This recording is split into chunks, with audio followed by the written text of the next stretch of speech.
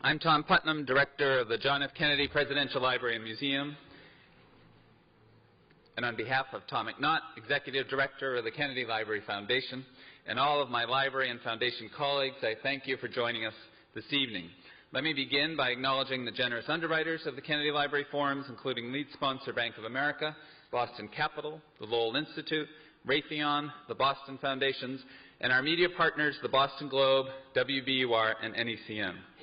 We're thrilled to welcome such a large audience and diverse panel to help us mark the 50th anniversary of the founding of the Peace Corps. As you may know, many credit the genesis of the founding of the Peace Corps to a moment during the 1960 campaign. After debating Richard Nixon, then Senator John F. Kennedy traveled from New York to the University of Michigan. Hundreds of students braved the cold to greet him on campus. Let's watch a brief video.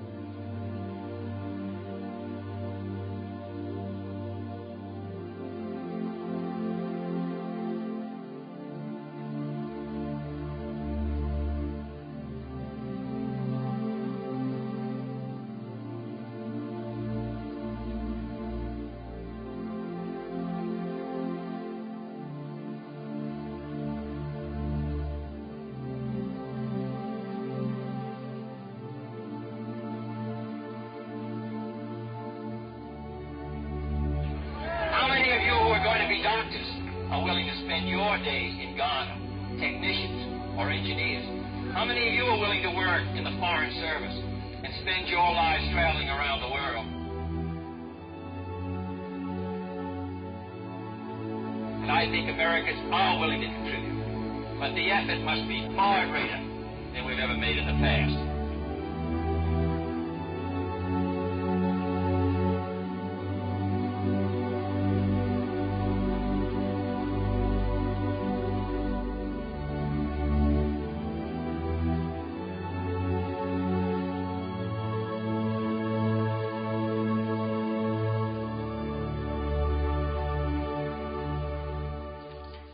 In his inaugural address, President Kennedy famously asked all of us to serve our country, stating that the trumpet summons us again to bear the burden of a long twilight struggle against the common enemies of man, tyranny, poverty, disease, and war itself. And from that summons came the Peace Corps, not created by John F. Kennedy, Sergeant Shriver, or some executive order, but by the few hundred men and women who were the first to go into the field in 1961, followed in turn by tens of thousands of others, including those of us here with us this evening. Before introducing each of our speakers, let me say that Senator Christopher Dodd is unable to join us this evening, as there's been a death in his family. But he asked me to convey his continuing enthusiasm and support for the Peace Corps, in which he served for 2 years, beginning in 1966. He and his family recently returned to the village in the Dominican Republic, where the street in front of the school he helped build was named after him. Here are our speakers. I'll do them in alphabetical order. Sarah Chayes served in Morocco from 1984 to 1986. A former NPR reporter, she left journalism to help build a stronger civil society in Afghanistan, where she currently runs a soap factory. I should note that both of her parents served in the Kennedy administration, and her mother, Antonia Chayes, is here with us this evening. Elaine Jones was one of the first African-American volunteers serving in Turkey from 1965 to 67. A prominent civil rights attorney and activist, she was the first female president of the NAACP Legal Defense Fund. She is also a member of the Kennedy Library Foundation's Profile and Courage Committee. Joseph Kennedy III served in the Dominican Republic from 1984 to 1986. The grandson of Robert F. Kennedy, he serves as an assistant district attorney in Barnstable County. We're honored to have him here with us today, linking us directly to the Kennedy family's legendary legacy of public service. I'd also like to acknowledge Vicki Kennedy, who is here with us this evening. You always honor us with your presence. And I should mention that former Congressman Bart Stupek,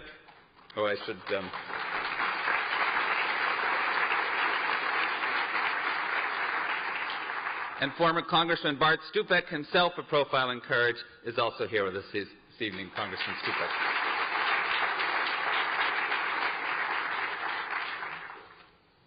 A native of Medford and a graduate of UMass Amherst, in 1963, Paul Theroux served as a Peace Corps volunteer in what would become Malawi.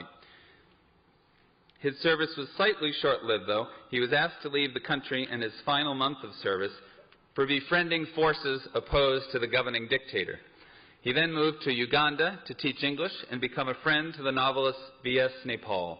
He's one of the world's most recognized travel writers and novelists, having written such bestsellers as The Great Railway Bazaar, By Train Through Asia, and the novel The Mosquito Coast. Our moderator, Stanley Meisler, has just written When the World Calls, the inside story of the Peace Corps and its first 50 years. He was the Deputy Director of the Peace Corps' Office of Evaluation and Research in its early years, and he will be signing books, which are available in our museum store after the forum.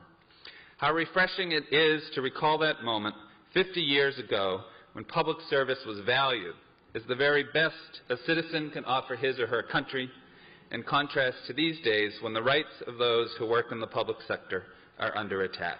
Please join me in welcoming to the Kennedy Library Sarah Chayes, Elaine Jones, Joseph Kennedy III, Paul Theroux, and Stanley Meisler.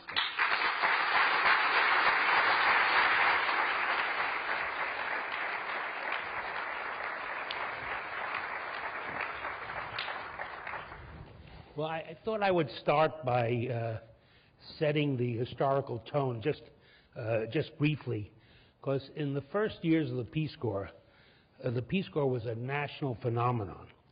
It was front-page news all over the United States. The director, Sergeant Shriver, who was President Kennedy's brother-in-law, charmed every Washington correspondent and every member of Congress, with the exception of 2 or 3, and he made the cover of Time magazine. It was such a phenomenon that the New Yorker devoted a half-dozen cartoons to it in the first year. The New York Times published the names of the first volunteers as if they had won Guggenheim Fellowships or at least MacArthur Genius Awards. The Peace Corps was considered different, and it was something special in the United States government. Now, I found out how different it was on my first day of work. 5:45 p.m. was the government leaving time then, and at 5:45 p.m. on my first day, I started to leave my office, and then noticed that no one else in the evaluation division of the Peace Corps was leaving. So I went to the my neighbor, who was Dick Richter, who became the managing editor of ABC Nightly News later.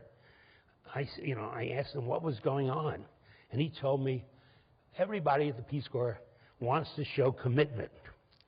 They work late at night, and they come in on Saturday to show that they really are committed to the Peace Corps.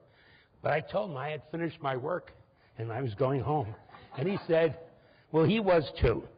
And so the two of us stood in front of the elevators when suddenly our boss, Charlie Peters, who became the founding editor of the Washington Monthly, he spotted us and bellowed out, "What do you two guys think this is?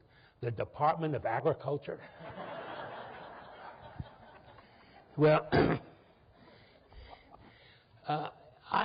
in the next 50 years, the question is, did the Peace Corps become the Department of Agriculture, or did it remain dynamic and special? And I'm hoping our panelists are going to tell us that tonight. But I thought we would begin in the order of their service.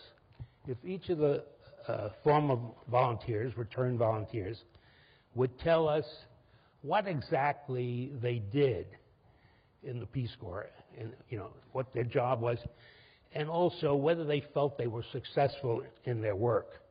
And I thought therefore we'd start with Paul, because he reached Malawi, I guess Nyasaland in those days, in 1963. Okay, yes. I was in a group called Nyasaland 3. In 1963, I graduated from UMass, and I really had no clue. I didn't know what was awaiting me. I had heard the presidential, the inaugural address, ask not what your country can do for you. But really what was on my mind was I was wondering what my place in the world was. And the choices were I could join the Army, I could go to graduate school. I didn't have a clue. So I joined the Peace Corps. I had fuzzy ideals. I'm from here, you know, or as we say in Boston, here. I'm fed up to here. And I really was wondering what my role was, where I was going. So I joined the Peace Corps, I went to Malawi, and it was before independence. It was called Nyasaland then. And I realized how small I was. And I may say that in 1963, some of you may recall, voter registration was going on in Mississippi, and very few voters were being registered. The police were stopping them. The March on Selma was a few years ahead. There was a tremendous sense of injustice, and or wondering what the government was doing about voter registration, about segregation, about the war in Vietnam, and about nuclear testing in the Pacific. All of those were on our mind. And I felt, in joining the Peace Corps, I had a perspective on who I was as an American. People were constantly asking me questions in Nyasaland, as it was. What are you doing, say, in terms of segregation? Very little, as a matter of fact. Nuclear testing, very little. And I realized I was small, and I had to be humble, and I had to have answers. And I didn't have all the answers. So, to answer Stanley's question, I taught in a bush school in the southern part of Malawi, as it became. I had the Peace Corps taught us the language. I still speak the language. I run into Malawians in elevators, and I can say, "Ukaipa nkope tiwa nyimbo." If your face is ugly, learn to sing. And I met some in India. So a cassette went into my brain, and I taught in the school. I became headmaster of the school.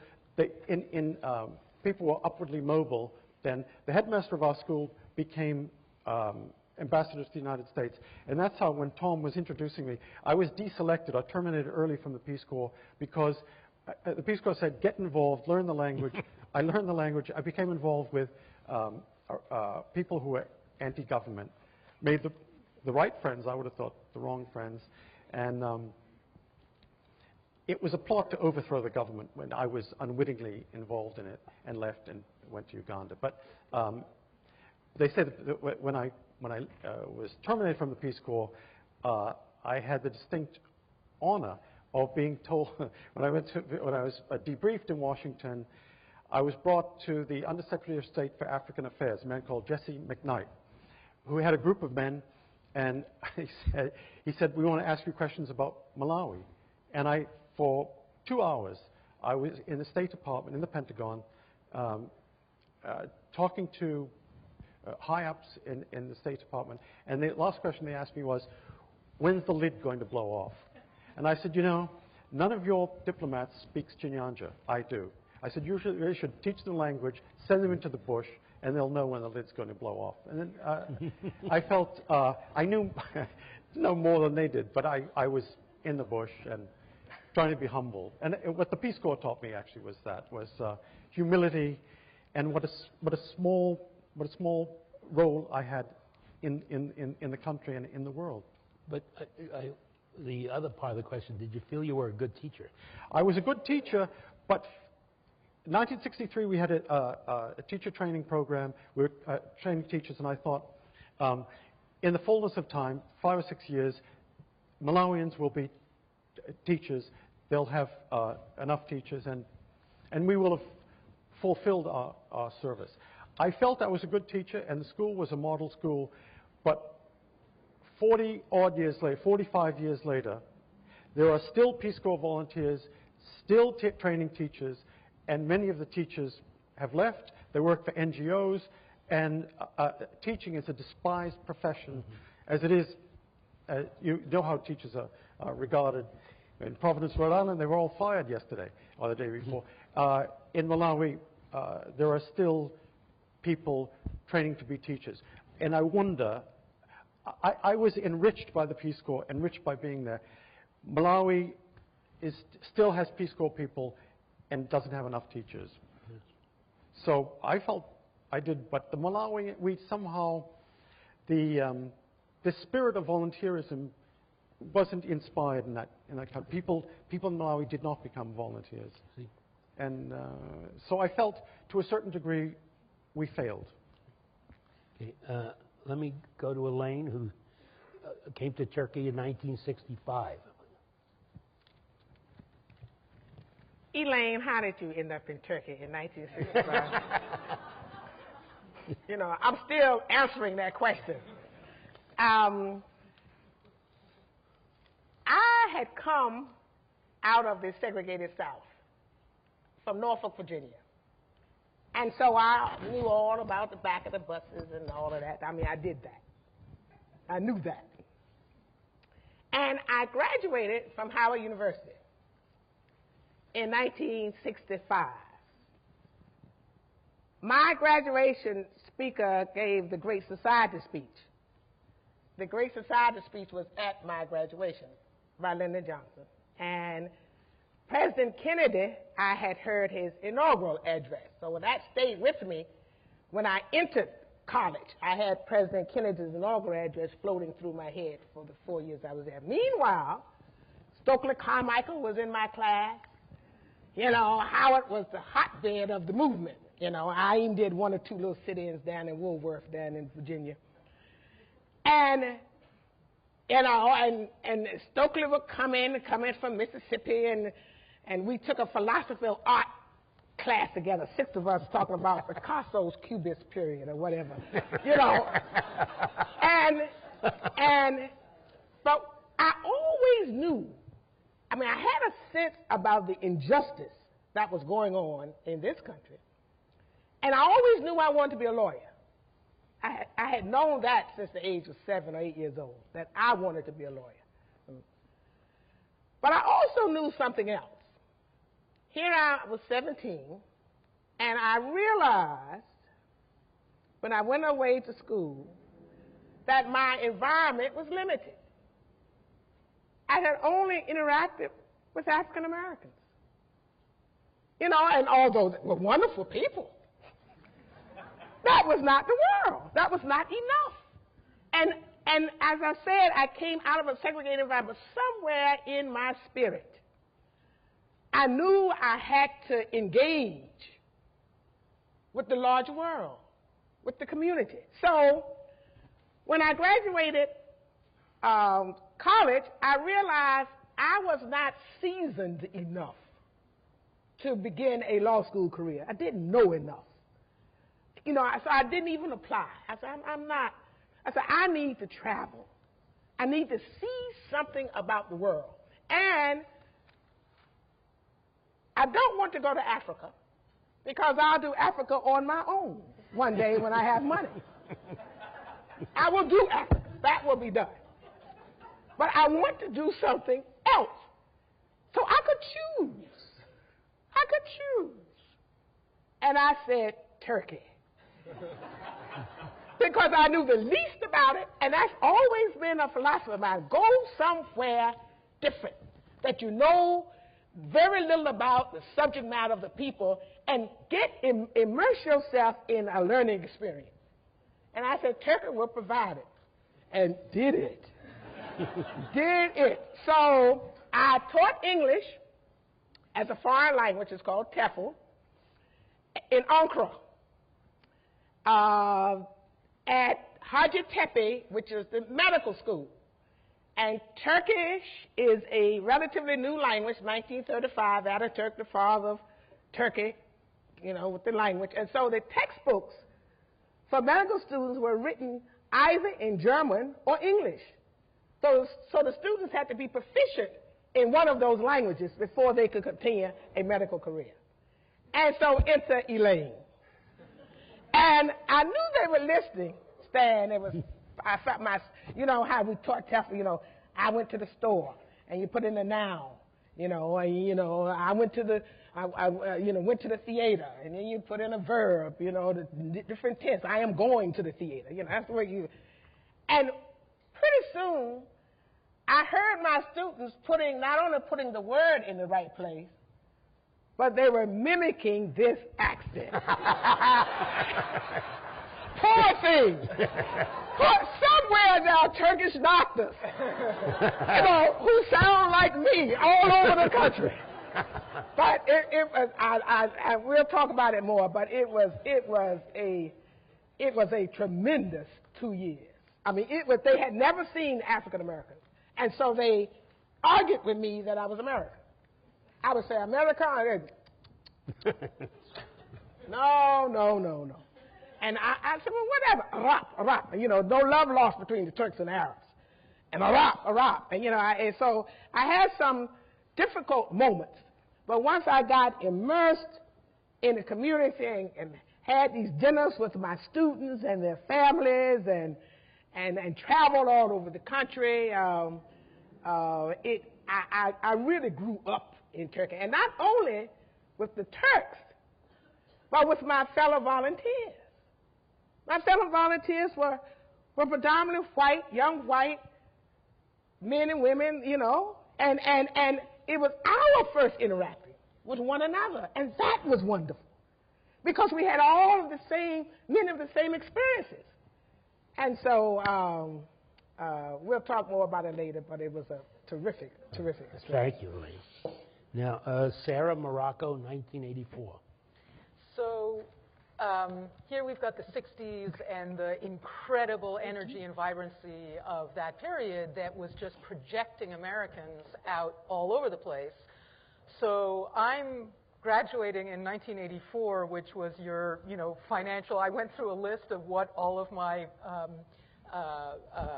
classmates did, and it became difficult to find ones who didn't go into either real estate or financial management. So it was so extraordinary that someone in my class actually joined the Peace Corps that, at graduation when they, mention a couple of the really weird things that people are doing, out came, some of you are joining the Peace Corps. So that was a very different environment. And I would say, to answer your second question first, not really satisfied with how I did. And what's an interesting subtext, so I was an English teacher also in a village in Morocco. What's an interesting subtext that I hear here is, while ostensibly the Peace Corps is about how we're going to go off and help other people, I think it's pretty obvious to all of you by now that what the Peace Corps really does is help us. And what I can say, so I've spent the last 10 years practically of my life living in living in downtown Kandahar, Afghanistan, which I think you may have been reading about in the last couple of months. And it wasn't until sort of recently that I realized I'm doing the Peace Corps. I mean, the way I function in Afghanistan, I speak Pashto, I live with people, I go to their funerals, which in Afghanistan is significantly different prospect than in the Dominican Republic or perhaps even Turkey. I mean, I'm going, the funeral of a good friend of mine in 2005 in a village up in the mountains. I'm the only foreigner and the only female. Being female in that environment, and the way I would do it is actually camouflage, meaning I cross-dress. Now, the idea isn't that I'm cross-dressing. The idea is, how do I look like what people expect to see? So if I'm driving my little yellow taxi around Kandahar, they expect to see a man driving the taxi. So I got my turban on and things like that. All of that, but I realized after the fact, is the training that I got in the Peace Corps. And so what I would say is that it's not that easy crossing the boundaries that we've all, first of all, our temperaments drew us to cross, but we got incredible training in it. It's not something that you may have a draw to it, but it's not something that actually comes naturally. And so what I would say is, through a number of iterations, I got to the point where I could actually make a contribution, not only in Afghanistan, but again in terms of the United States. So we were just talking about public service and things like that. where I also work, apart from my soap factory in downtown Kandahar, I also work as a special advisor to the chairman of the Joint Chiefs of Staff.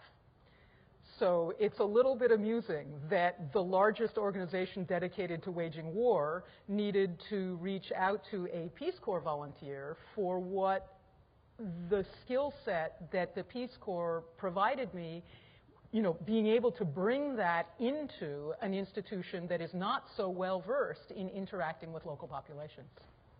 Thank you. Joe, Dominican Republic, 2004. Yes, so I was in the Dominican Republic from 2004 to 2006.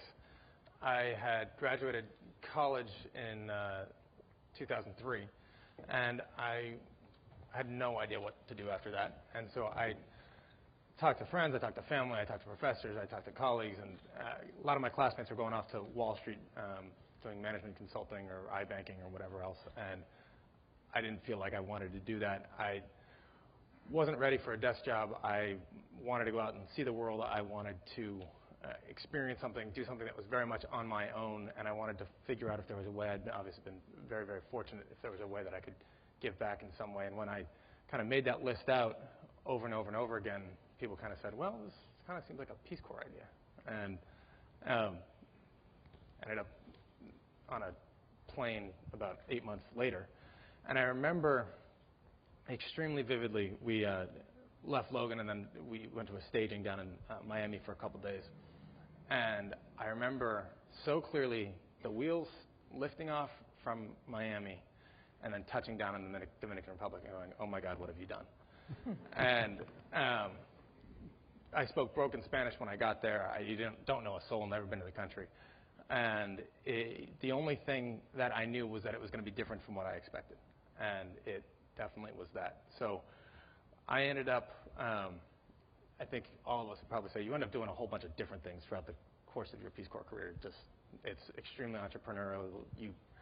Part of your actual service is they tell you kind of what you're going to do, and then they're very open about the fact that for most volunteers, after you get to where you're supposed to go, part of your time is to figure out what you're actually going to do, just because they don't know. And there's a lot of freedom in that, and I think a lot of the strength of the organization is in that. So I ended up working with and living with a group of guys that were between the age of 18 and 30 years old, Dominican men that were guides at this unbelievably beautiful series of waterfalls that form natural water slides and cliff jumps. It was about 45 minutes from a middle-class tourist destination. And when I arrived, there were about 50,000 tourists that were going there every year. But these guides would end up literally swimming across these holes, taking people on their backs, climbing up these rock walls, and doing this incredibly intensive physical labor. The tourist companies were charging people between $40, $50, up to $80 or $100, even $100 a person, and would only guarantee the guides roughly 10 or 12 cents per person. And yeah, it was terrible. But the area was a national park, although nobody knew it, and the environmental ministry was bankrupt, didn't have any money. So working with the guides, went around and raised some money from the UN and USAID, and then went back to the government and said, hey, you guys this is a beautiful resource, it's getting exploited. If you give us the management rights, we can probably clean it up a little bit. And he said, well, you guys don't have any money. And I went, well, if you give us the legal rights, we'll get the money. And they said, if we get the money, you give us the legal rights. So sign. And they did. So we ended up creating this contract that allowed the guides to manage this park. It gave them a per-person entrance fee. Part of it went to increase their own salaries. Part of it went to form a cooperative for healthcare and education and that kind of stuff. And part of it went to a environmental preservation fund, and then part of it went to a community fund where $1 for every tourist that went in there got directly invested in the community. So they bought a school bus and built a little police station, scholarship fund, basketball courts, put in potable water to a couple hundred homes, and they have that on a renewal basis every year. And it's still going, which I think is a pretty cool thing.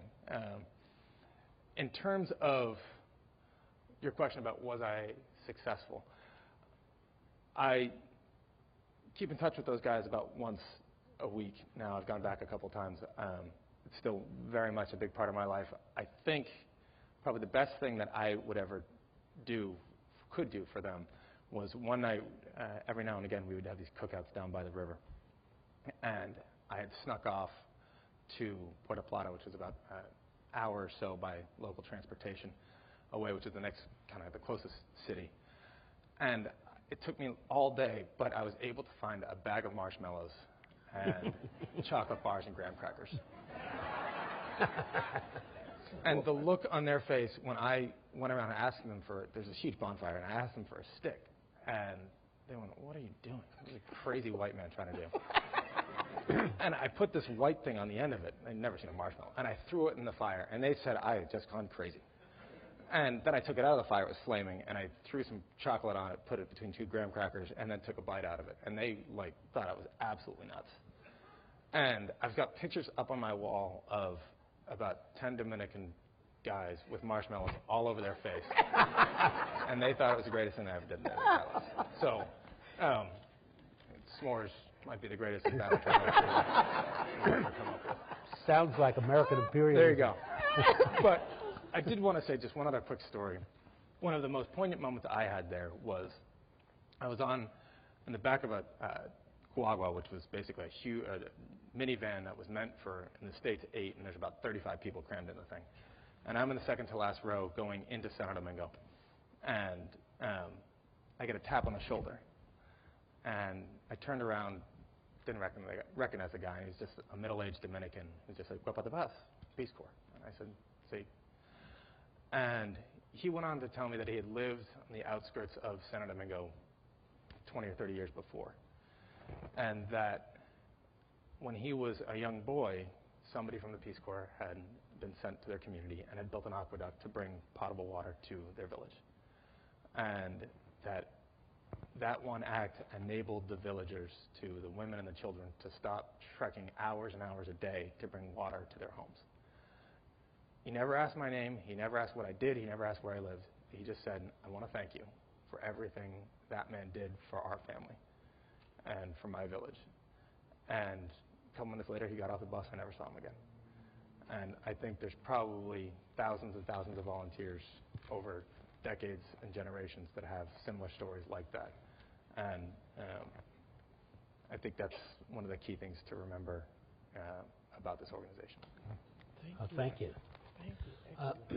I wonder if we can explore a little bit. Sarah was saying that the volunteer takes much more back than the volunteer gives. And that brings up the subject, although you didn't say it, that do people on the panel feel that the Peace Corps doesn't do that much good? Is it a limited contribution, or is it a great contribution? Is the importance of the Peace Corps, what we take back? I don't know if anybody wants to. I mean, you didn't say that exactly. But What I was suggesting is that the Peace Corps became the backbone of the teaching profession in Malawi. Right. That the best teachers, the most teachers, the teachers who would go into the bush. I remember a Malawian saying to me, I said, "When I leave, you can take my job." He said, No. You Americans love you love the bundu. You love the bush." He said, "You go to the bush. I want to stay in the city, and or do something else." In other words, we were so successful, I think, as teachers, that we displaced the teachers, or became the backbone of that. Most of the successful teachers and the Peace Corps schools were staffed by Peace Corps. Most of the government ministers, if not the Prime Minister and President of Malawi, were trained by, they're now at the age where they were all trained by Peace Corps. Museveni in Uganda, Yoweri Museveni, who's been in power for 25 years, was a student of mine in Uganda. So, I mean, he's running for an unprecedented 5th term, so he won't leave. But we were very successful, so successful that Malawians didn't want to be teachers. Mm-hmm. Well, it's sort of an aside, but in Ethiopia, in the 60s, Harris Wofford, who was the director then, persuaded the university to force each university student to spend at least 1 year teaching in the bush like the volunteers did, which was in a sense, a tremendous success, but that also persuaded them that the country was so bad that they ought to rebel against Haile Selassie. But it was an interesting way of spreading the Peace Corps idea. Okay, but does anybody else want to talk about that? I think that the individuals, I think it's something that Peace Corps, there's three goals, right, in terms of actually contributing substantively to some sort of development problem, whether it's some, education or water and sanitation or healthcare, whatever it is, HIV/AIDS, economic development, youth programs. So you've got specific sectors that Peace Corps substantively tries to attack in working with the host governments. Then you've got this cultural exchange in terms of trying to increase host countries' understanding of Americans and Americans' understanding of the people in the host countries. Undoubtedly, I think every Peace Corps volunteer takes away so much from that experience. And I don't know if you can, I know personally there's not a day that goes by, even now working as a prosecutor, that I don't draw on some level, my 2.5 years in the Dominican Republic. So I could never try to minimize what I took away from that time. At the same time, I do come back to that story that I just shared, where a stranger that you never met and you will never see again thanks you for something else somebody did 30 years before. And I don't know how many other professions have that. I don't know how many other bankers where people come up and say, thank you so much, the teller that you had 30 years ago really changed my life. Right? It is something where you make an impact, or you can make an impact that isn't necessarily felt until 20 or 30 years later. But let me move us to another subject, because I'm just curious how U.S. foreign policy affected your lives. Paul and Elaine were there during the Vietnam War. You were there during all Reagan's activities in Central America, and you were there for the Iraq War. Did these subjects? Well, I know Vietnam came up with you. I know. Yeah, constantly. Yeah. Did it come up in Turkey? Well, the Turks were mad over Cyprus. I mean, they were not happy with us. With that between Greece and Greece and Turkey, and the case of Cyprus. So that was an issue there. But I think the most important thing, I mean, if we are able to contribute in terms of some substantive skills, that are picked up, fine. But I think it's the cultural exchange, it's the one-on-one interaction with individual Turks that make the difference over the course of time. I mean, they get to know you and you get to know them, and you take that with you, and I really agree that we as volunteers get much more from our host country than we give. Elaine, you were talking about one-on-one. Don't you agree that we weren't there as powerful people? We were there as simple folk. That's right. And there's a big difference between being a diplomat in Africa or on Turkey and just being a simple soul in a little hut in a small village. That's that right. You have no power. We had no power. That's right. I had no power. I'm sure you had no. There's quite a big difference between meeting people as just. In fact, we were less than because of you speak the language less well. And what that does, it strengthens us because when I came back, I went to University of Virginia Law School. They hadn't had women, had 5 white women and me in my class, and they hadn't had women and African Americans, and I was the first black woman that they had ever let matriculate at Mr. Jefferson's University. And so when I got to Charlottesville, that was quite an environment for me back in 1967. You know, and I looked around Charlottesville and I said to myself, all right, law school. I said, you know, if you think that I'm somehow going to leave here without a degree, I got news for you. Because I have just come from Turkey. So, Charlottesville, you will be a piece of cake. That's right. And it brought me back 20 years later and gave me Mr. Jefferson's medal, the Medal of Honor.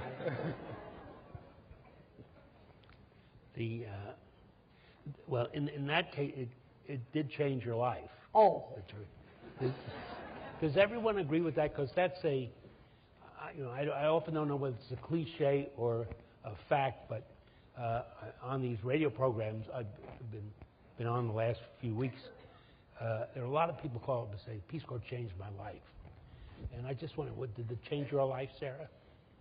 I can't tell if it changed it or it reinforced it, you know? So it's the nature and nurture thing.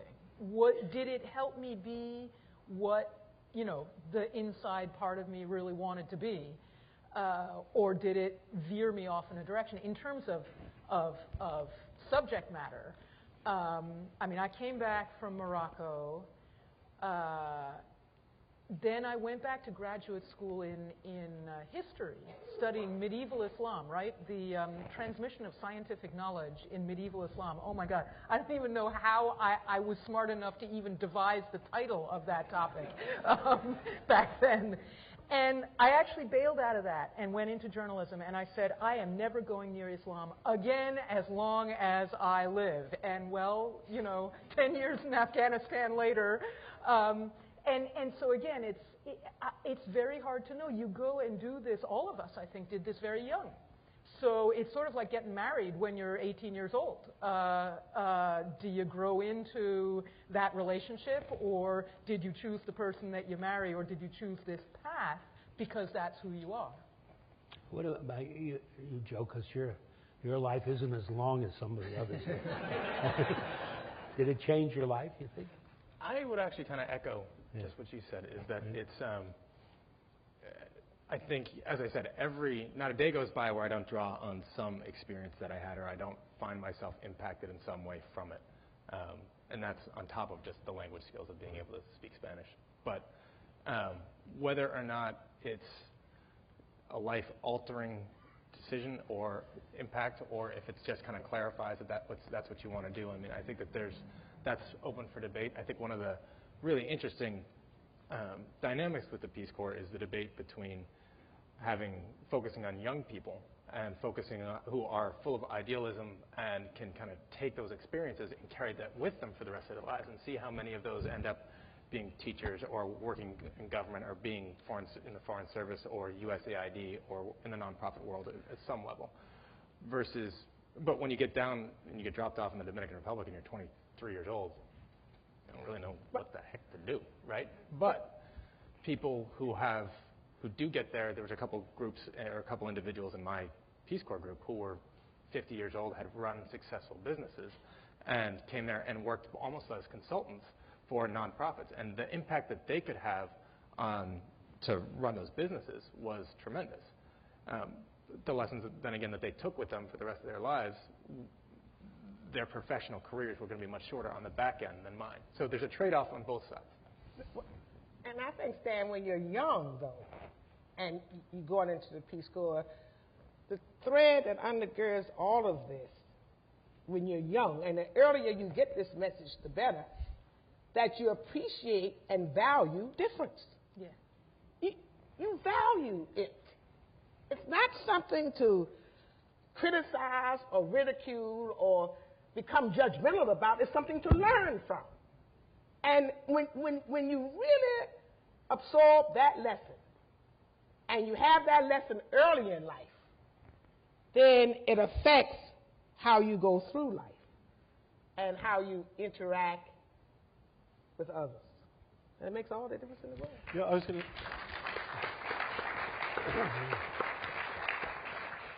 I was going to say that yes, it's a life-changing experience, because you in the post that I was in a minority. I was just one person in the bush.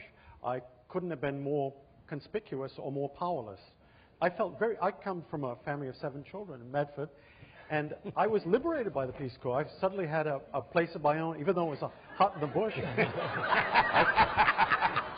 I had my own room. It happened to be in Central Africa, but also you learn to negotiate with people. You learn to get along with them. You need to speak their language. You need to be. You really have no power as a minority of one in a small village in the middle of Africa or wherever it is in Dominican Republic.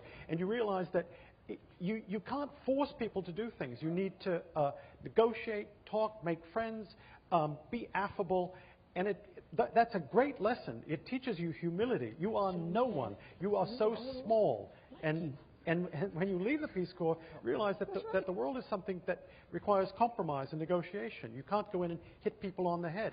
One of the problems now is that people think that they can go to countries and change them, so that Africa's in the hands of megalomaniacs. But not all the megalomaniacs are in power. Many of them are just people who try to, people. You too, I don't know, Angelina Jolie, people who parachute in and try to change things. That's not the way to do it. You'd send those people for 2 years in a village without a cell phone. I didn't make a phone call for 2 years. Changed my life. I didn't have a piece of chicken for 2 years.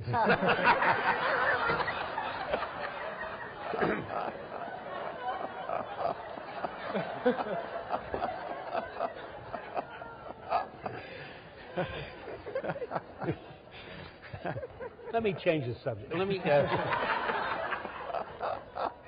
me throw out a question that's a staff question. Was the staff of any use to you? The Peace Corps staff, the people we put overseas to help the volunteers. I annoyed the heck out of my poor, the guy that was in charge of my sector.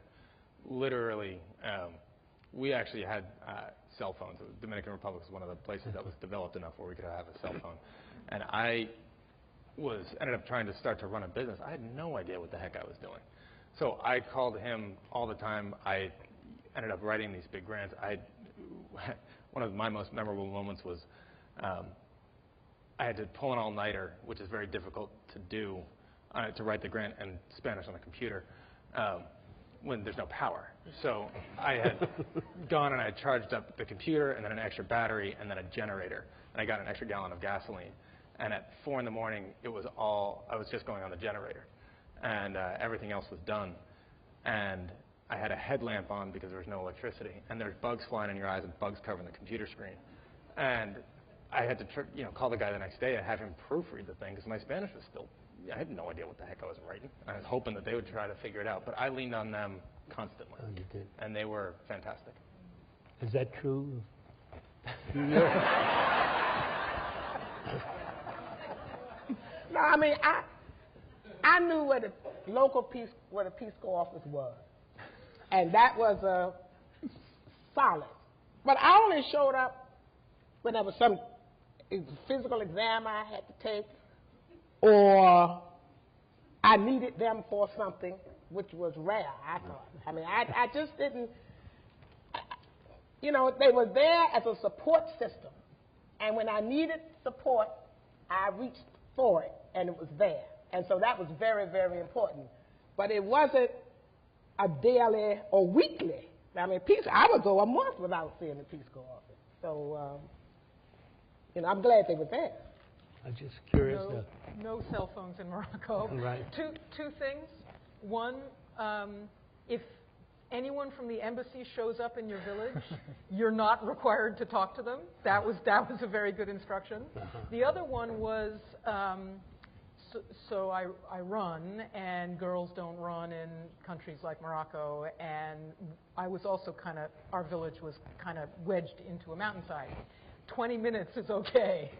20 minutes before dawn, so the nurse, I guess, it was like, they say that you're supposed to do more than 20 minutes of aerobics. If you get 20 minutes in, that counts. So the staff was all right? Non-existent. Yeah, I had the same experience, which is the Peace Corps was a bureaucracy that really didn't understand what the volunteers did. and that so a great deal was due to the initiative of the individual volunteer. It was one of the great things about it. So I don't know whether they really didn't have a clue about what we were doing. They knew where we were, but occasionally someone from the Peace Corps someone from Washington would come to my school. They'd come in a Land Rover, and they'd come and they'd say, "Great little school, great little country, you're doing a great job." And then they'd leave, and I remember that we were at the end of a dusty road, and they'd leave, "See you later." They'd be going back to the Capitol, and the dust would be settling. They would go, vroom, the Land Rover would leave, and then the dust would settle, and suddenly it would get very, very quiet. Another 3 months would pass. But it was the great thing about the Peace Corps, which is that they didn't micromanage. They left it to your initiative, and they let you grow up. And we, to a very large extent, grew up in the Peace Corps without someone breathing down our neck. And I think that was a wonderful thing. So I felt they were inefficient and bureaucratic, but they were also far away. I loved it. Well, I was wondering if we should go into the audience questions now. Yeah. Now, how do we just to work it that way? Thank you for the opportunity. My name is Roy Freed. I live in Canton. I'm a retired lawyer, and I'm here as a volunteer Peace Corps person to speak to the older people in the audience about opportunities to service. My wife and I, at age 72, were fortunate to be Fulbright teachers in Bulgaria in 1989. And I'm here to tell the older people here to be aware, and even the younger people too, to be aware of the Fulbright Program, which is a parallel to the Peace Corps, much older. It was started in 1946 by Senator Fulbright to soak up the money that foreign countries owed the United States for help during the Second World War. And we were teachers. My wife was a teacher of clinical social work in Bulgaria during communism. Wow. And she introduced psychodynamic psychology into a communist area. And it was a fabulous experience. People just took advantage of it. It was amazing. And I was teaching law. Fortunately, my opportunity to teach at the university didn't work out, and I had the opportunity to teach directly to people in the computer industry about legal aspects of computer technology, and I discovered how sophisticated they were, and they got an awful lot of us. And through this opportunity, my wife and I have created a large family of supportive Bulgarians, both in Bulgaria and here in Boston. There are large numbers of immigrants, and through the email, we have a gigantic supportive family, and we've made, I believe, from our experience, a great contribution there, and I recommend that you be aware of that as well as the Peace Corps. Thank you. Thank you.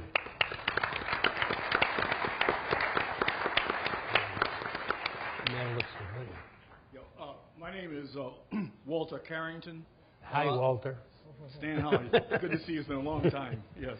I'm going to take the brave position and defend the overseas staff. Since I was one of the original 7 overseas directors that Shriver appointed, and our group,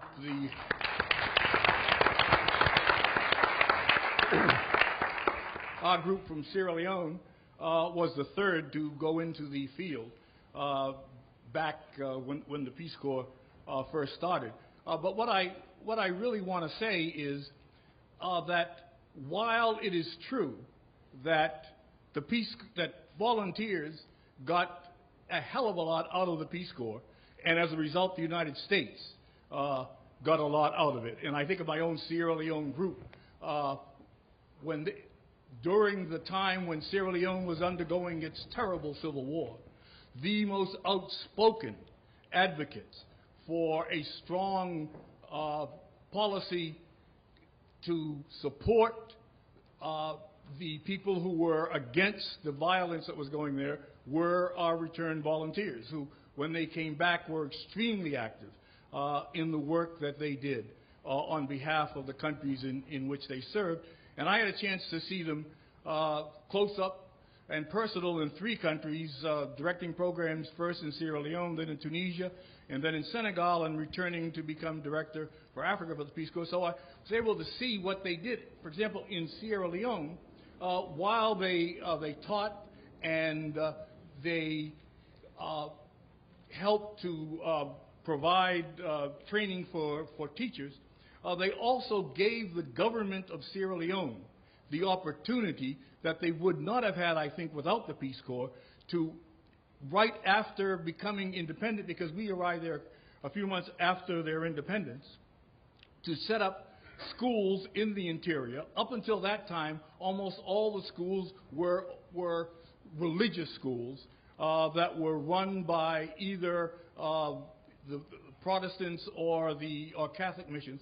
The Peace Corps was able to help the government to broaden its educational system, and so it ended up with one of the best secondary educational systems in Africa, and I think that was directly a result of what the Peace Corps did. And I think you can find these stories in a number of other places.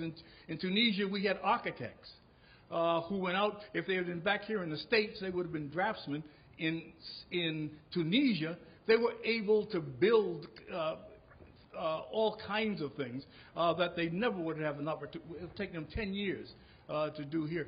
So that I think that we must remember what the Peace Corps did. And one last thing I will say about the Peace Corps is that in terms of integration, remember in 1961, Washington was a very segregated city. The government itself, the opportunities for blacks were extremely limited. The Peace Corps provided opportunities for blacks in the staff that were so great that the State Department would often try to use the Peace Corps figures to take them and pretend that they were State Department figures to show the State Department was integrated. Some of the top positions in the Peace Corps were held by African Americans. And I think that was an extremely important contribution that Sarge Shriver made to the Peace Corps and the way in which it developed. So I'm happy to be here to say a word on behalf of the staff guys who served. Walter didn't fully identify himself because he's one of our most esteemed ambassadors to Nigeria and I believe Senegal. Is that right? Yes. Thank you. Yeah, my name is Steve Mott, and I'm also from here. I volunteered and served in Nepal in 66, 67, and 68. It was done on a flat part, not up in the mountains. And we did an agricultural development project, part of the Green Revolution that came out of the Philippines. Extraordinarily successful. So I did my 2.5 years there and trained a group that came in after me, came home, taught for 30 years. Last October we went back. So we hiked up to Everest because I'd never seen that, and that was very cool. But then I put in a little extra trip down to try to visit my village again. So we fly down, which I couldn't do before. Couple hours out into the jungle in a little car, find the village, and it's all different. No more mud huts, no more thatch roofs. They're wooden houses, they're tile roofs. I bumped into a couple of kids and say who I am. They don't know. Their parents weren't born when I was there. So I'm showing pictures of people that I knew. And no, dead. We don't know who he is. So I said, what the hell, we'll go. But let's just walk around the village for a minute or two, and at least I could show my wife and my son where I was. I stepped around the car. Guy came out of the corner and said, "It's Steve." Oh, it was like unbelievable. It was so mystical. After 45 years that we would recognize each other. So 2 or 3 of the guys came over. We chatted for a couple of hours. It was just unbelievable. They are still growing the same improved rice, the same improved wheat, and the village is clearly way more prosperous than it ever was. They got a real tractor. So as far as I was concerned, I personally got an amazing amount of stuff out of it. So did the village. So.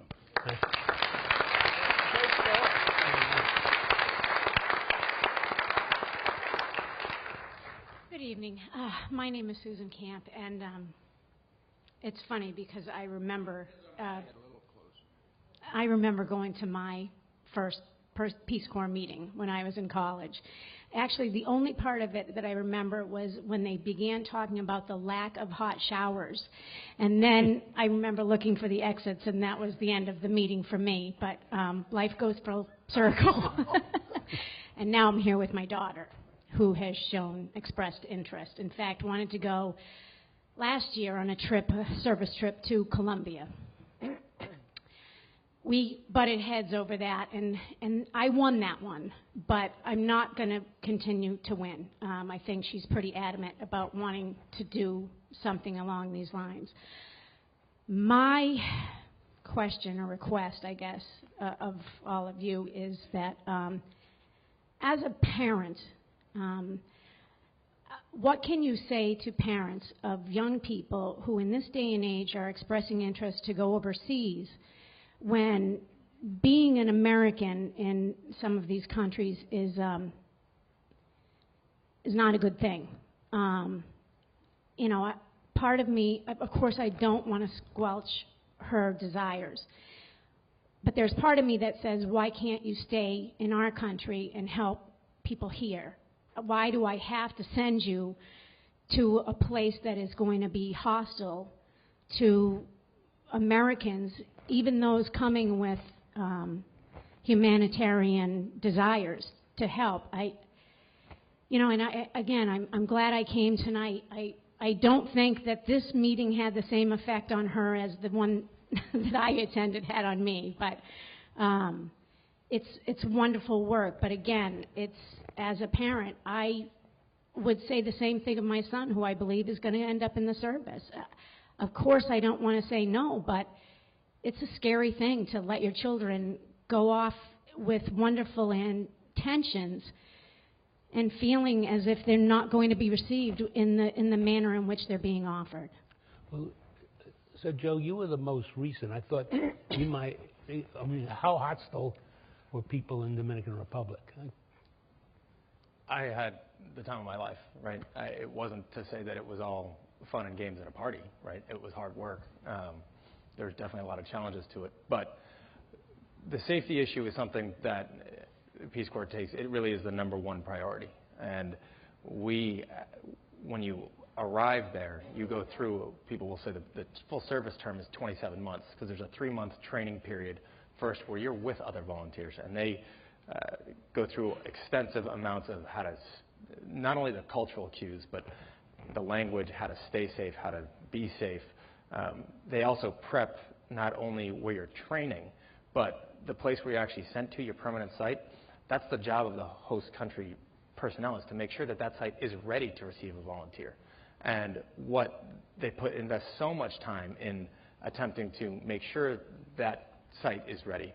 And it's also why the first several months that you're actually at that site, that they give you lots of instructions on how to build up those relationships with people around you. For the crime that does happen, I don't have the statistics on me, but I do remember from being there, the vast majority of time where Peace Corps volunteers fall victim to crime, it's not in your site. It's when you're traveling elsewhere throughout the country. Part of that, though, is also they do teach you, you're in places that are where oftentimes what you might have in your wallet now is what somebody makes in a month.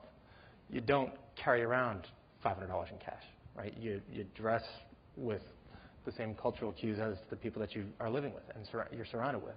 And all of a sudden, even when you're in the middle of Africa in a mud hut, you are, I don't know if you felt this way, but you're a member of that community. It's home. And there's a transition time that it takes until that happens, but after a certain point, it's home. And when it's home, walk down the street in Boston. And then if you're going to travel around the country, you don't do it alone. I mean, it's judgment, too, you have to exercise. But then the question that you asked her is a very serious one. I mean, my poor mother, God rest her soul, every time there was an earthquake in Turkey, my sister tells me mother had a wake for me, and then all the neighbors came. Every time, because we couldn't communicate. This is 1966. Yeah. And so, she got through it. She got through it, and I came back. And I came back. And, but I do hear your concerns, and the concerns any parent would have, regardless of wherever their children are. I mean, it's just a parental concern. You care about what's going on with them, and you don't see them, and they're not with you under your protective. And I can't answer that. I can't remove that from you. But when they go abroad, especially with an umbrella like the Peace Corps and institution, the Peace Corps is very concerned. That's their number one priority, our safety. And they teach us about that, and they tell us how to use good judgment, and it's in your interest. If they accept you, you've got some judgment. That's one of the things they evaluate you on. But this is a very individual decision, and I wish you well. Sarah would like to add. It's funny, too, because having heard what so many of you did in your time over there as teachers, I'm currently an unemployed English teacher, so maybe I'll join up and I can go keep an eye on. Sarah, do you want to add? Just to pile in with Elaine, I think what you're going through is what mothers go through. That's right. And again, let's have the mothers competition. The one who's sitting right there, 10 years in Kandahar. I mean, like if you want an environment that is objectively thought to be, hostile to Americans. So 2 points. One is that people respond to people. Wherever you are, people respond to people. So you asked about, U.S. foreign policy. Again, I'm living in a place where the United States is waging war, where I'm at. And it's astonishing to me the degree to which I'm not held responsible for that. And the other point is the service. And I don't want to denigrate risk, but Sebastian Junger, who has also given a couple of forums here, is my oldest friend and just wrote a book called War, in which he, and there's a documentary attached to it, in which he examined the life of young grunts, right? And one of the things he found out that I'm not sure he actually put in the book was when he checked casualty figures, it turns out that soldiers are safer, with the exception of the ones who are all the way out in the incredibly rare outposts that are in combat every single day, like the ones the one that he embedded in. If you take the American male 18 to 25-year-old age range, the people who the ones who are the safest are the ones in the military and the police and fire departments, because of the kind of structuring and stuff like that. And so what I've gone through, and it's an issue that I think about every day myself, my own safety. That's right. And I find that we tend to get very emotional about risk, actually. That risk is, I don't want to use the word irrational as a pejorative thing, but what I mean is 65,000 Americans a year die in automobile accidents. But my mother goes through the wake, more or less, once a week, because I'm in Kandahar. And so what I discipline myself to do, and what I would urge you to discipline yourself to do, is get coldly rational about risk. And that doesn't mean that I, don't think about it, but it means that I've examined with some depth what are the risk factors for me. And they turn out to be quite counterintuitive. I actually have discovered that one of the things that keeps me safe is the fact that I'm American, because a lot of people in Kandahar just sort of presume that I've got a predator, I mean, so it took a lot of thought to get there. And as I said, I just reinforce what Elaine said. This is motherhood. Can I add to that? Is that you said that there's a lot of countries that don't like Americans. This is what the Peace Corps volunteers is. A country isn't its leadership. It's not its government. It's its people. Yes. So if your daughter joins the Peace Corps, she's going to be among people to negotiate with, speak their language, and it's going to be. You can find out that a country is not represented necessarily by its government. The government might be hostile. Zimbabwe is an example, hates the United States, Robert Mugabe. But people Zimbabwe is on the list of the most dangerous places in the world. Some of the most interesting times and safest times I've had have been in Zimbabwe and not even that long ago. Yeah, me too. So you're talking to people that when you join the Peace Corps, you realize that you have a common destiny on earth, and that you're talking to people that we have a tremendous amount in common with them. And one of the things which might help is that maybe your daughter should leave home. I told my father that I was joining the Peace Corps and I was going to be away for 2 years. He said, "Great, great." He said, "You're lucky." He felt I was really lucky. My mother had mixed feelings, of course, but he thought, "Great." I was liberated. But then you find out that you're talking to people, person to person, and that you're facing, unemployment, hunger, disease, whatever it is, literacy, looking for a job. That if the whole world is like that, except that the world is poor. Most of the world has much less than we have. And when you go there, you realize that also that there's a great deal in common. That's what you find. That's what the Peace Corps teaches you. It's not what soldiers are taught. Soldiers are taught a different lesson: to take orders and to do it, whatever they're told to do, including to send predators. So, I mean, joining the Peace Corps is quite different from joining the service. And once your community, your village, your little town, or wherever you are, once they embrace you, they claim you. When they embrace you, they look out for you. Yeah. See, and it takes them a little while to adjust to you because you are different. And they've got to make sure you're not a threat and what you're all about. And, and they get that within a couple of 6 weeks, couple of months. They're clear. But then when they embrace you, you're different, but you are ours.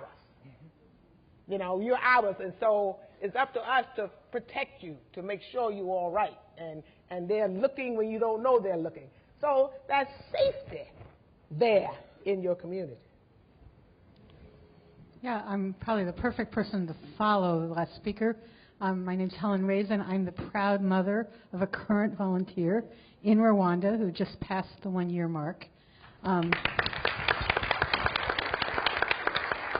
She's in the third group of the reawakening of the Peace Corps in Rwanda, which was closed in 1993 and reopened in 2009. And one thing I wanted to say is I'm so lucky to be the mother of a Peace Corps volunteer now because I think cell phones are now everywhere. Email is everywhere. We sometimes talk to her on Skype when she can get someplace where there's really good internet access. But we're in regular communication, which is really good because the U.S. has started to refuse mail from Rwanda for the last 3 months or so. So, we would have been really in a horrible situation if it was the conditions without cell phone communication. So we visited her in Rwanda in January and stayed in her village with her for 3 days, and we're very welcome there. And of course, we were kind of an oddity. There were 4 of us, her and 3 of us, all white in this village in Rwanda. But the kids, couldn't wait to see us, to escort us through the village, to run ahead and tell my daughter's friend that we were coming. And it was a lovely experience. And I wanted to say something, because I heard you on the radio yesterday about, there was some question about whether countries really cared about the Peace Corps being there. And I can't speak for anything other than Rwanda, but I can tell you that in Rwanda, when Peace Corps volunteers are sworn in, it's televised nationally. And when my daughter went to the bank the next day and spoke Kinyarwandan at the bank, they recognized her from the TV and started to, it's like she was almost like a celebrity. And by the way, as we went around Rwanda with her and she spoke Kinyarwandan, even though it's a very difficult language and her grammar is not, it's one of the hardest grammars in the world, and her grammar is still not very good, even though she rewrote the grammar for the Peace Corps training booklet. But people would turn to her and say, "You're Rwandan," because she was speaking the language. I mean, it doesn't matter that she's white and she has, had a background which is much more comfortable than most people living in Rwanda. She lives as a Rwandan now. She lives like their salary, or the salary of, maybe a middle-class person. She doesn't have the kind of money that a lot of whites in Rwanda who are there with NGOs have. And she's accepted as a Rwandan because she speaks the language and because she's there to give service. So you can find me afterwards if you want to ask more questions. But I think being the parent of a Peace Corps volunteer today is a lot easier than it was in the past because we have global communication, and it's just a wonderful thing, and it should go on for at least another 50 years.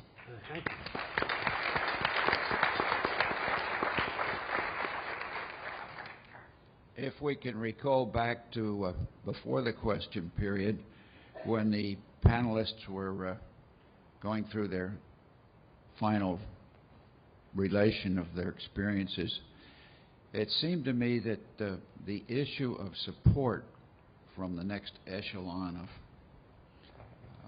Peace Corps people in the areas varied from almost none from the early days to something significantly better here.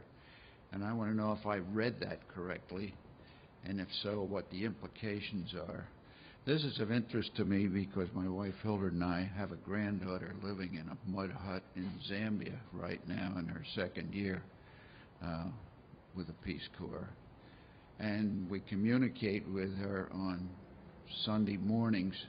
She climbs onto her bicycle and rides 5 miles and then climbs a mountain so she can get reception to her cell phone or Skype, and then comes back again. So she's working hard at it, and we're proud she's there.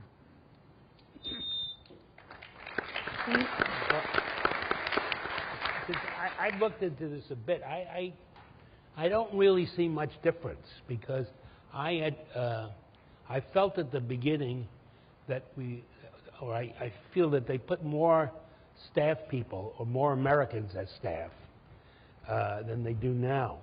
But they also have augmented this with local people who are hired to become Peace Corps staff. I'm sure that was the Dominican Republic as well. Yeah. And I think, it often depends on what a volunteer will tell you as to whether there was support. But I don't see much differences, in fact, with this. I think that there's obviously the technology makes it a lot easier, but I think it is the main, if there is one main mantra of the Peace Corps, it's what you make it, right? And so if you want to, I leaned on Peace Corps staff a bit because I didn't know what the heck I was doing. There were other people that were very comfortable and just never talked to them, and they didn't need to, and they were fine with that. So they're there. It's easier now to contact them. It was easy for me to because I was in an area that did have a cell phone reception, so I could call. I didn't go into the office all that often, but I didn't have to.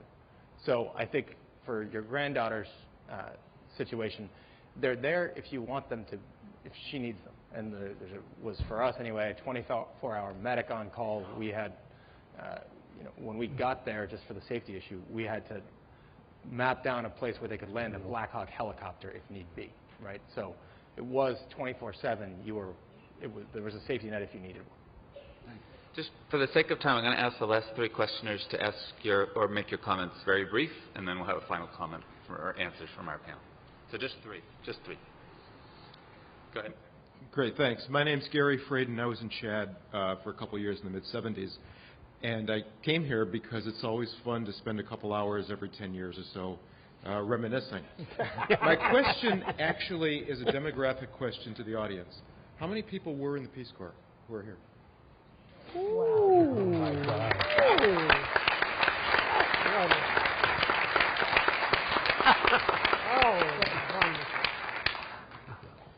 First, I'd just like to thank you all for sharing your experiences tonight. I just returned from the Peace Corps last fall from Mongolia and loved the experience. Since then, I've given a number of talks to groups around the Boston area and Florida last week. And I always look around the audience, as I would tonight, and say, I don't see anybody here who couldn't apply to the Peace Corps. The oldest person is 86, as I understand. And as Peace Corps people often say, this may be the hardest thing you've ever done, but it will be the best thing you've ever done. I've done a lot of wonderful things, but Peace Corps is certainly a highlight, to the extent that when I left, I didn't want to leave, and I figured out how to develop some projects, so I'm going back next month.